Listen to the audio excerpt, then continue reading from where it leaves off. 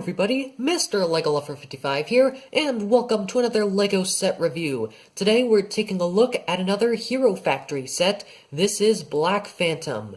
This is set number 6203, it's recommended for ages 9 to 16, and it has around 124 pieces. Now I unfortunately don't have the box for this set anymore, but that is okay, we'll just take a look at the figure. So, first off, he really technically only has one play feature, and that is the ability to shoot this sort of Zamor sphere from this spider-like weapon. And that spider-like weapon is actually supposed to be an individual creature that can walk on its own and everything, so you can see how that's built. This mold was used on one other Hero Factory set, which I think it was Thornax or something like that. One of the other villains from Breakout, but it was molded in black. This mold in silver is exclusive to this set, but you can pretty much see how exactly this guy is built, like that. You do get a green Zamor sphere for that, so pretty neat.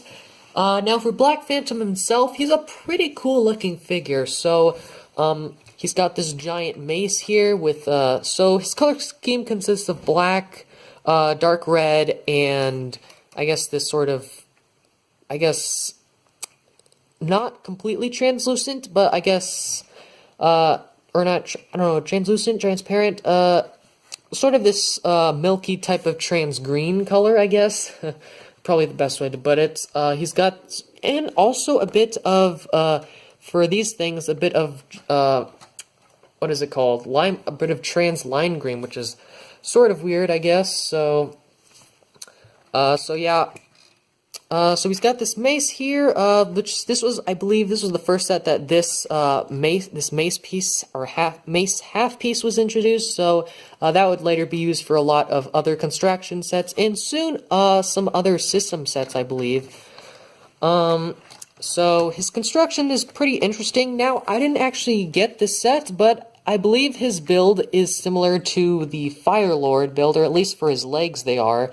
I don't know, after looking at some pictures of the Fire Lord set, I think the design on his legs is pretty similar to that, but, I think it's okay that they sort of, use that design. I think it's a pretty cool design, because with that design, these armor pieces sort of give him a bit of back leg covering, which I think is pretty neat. I'm not exactly a big fan of how they did the feet. I think it works, but sometimes when you rub it, like, across a tiled surface, when you're trying to slide him or something, if you slide him across a tiled surface, maybe even like a wood surface, I don't exactly know, it will squeak, and it's sort of like and it hurts your ears like nails on a chalkboard kind of hurts your ears, I guess. It sort of sounds like that, so it's not a pretty sound. So for his, I guess, helmet type of thing, he's got these pieces that were introduced in the Savage Planet line, or wave, or whatever. So those were always a nice piece to get. They're really cool looking. I believe they're dual molded, although I might be wrong. I think it might be just paint. So yeah, as I said before, I'm not exactly sure what these things on here are all about. I think it adds to his look, but I just feel like they're sort of unnecessary, just probably to add more pieces to the build. However, it is nice to get, I guess, more bone pieces from that, but, yeah, pretty neat, I guess. But, there honestly isn't a whole lot else to Black Phantom here. This was actually the first time this helmet mold appeared in a set, and it would be later used for a couple other, villain sets. It was used on Voltix and Speedodemon. For Voltix, it was used in Gunmetal Gray, and for Speedodemon, it was used in Lime Green. But this one appears here in black, so very nice piece to get. But there honestly isn't a whole lot else about this guy that I would like to really mention, so let's go ahead and take a quick look at the instructions. So here's the instruction manual for Black Phantom here, so pretty much here on the front, this is what you would have saw on the front of the box.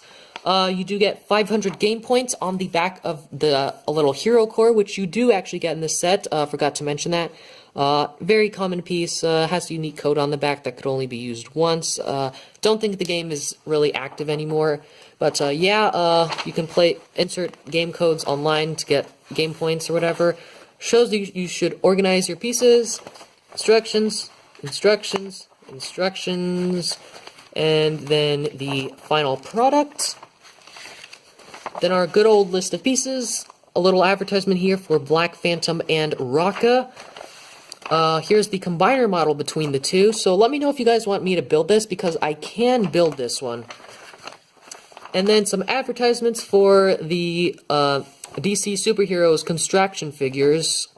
Never got any of them. I feel like I kind of wish I'd got some of them for pieces, but I never ended up getting any of them.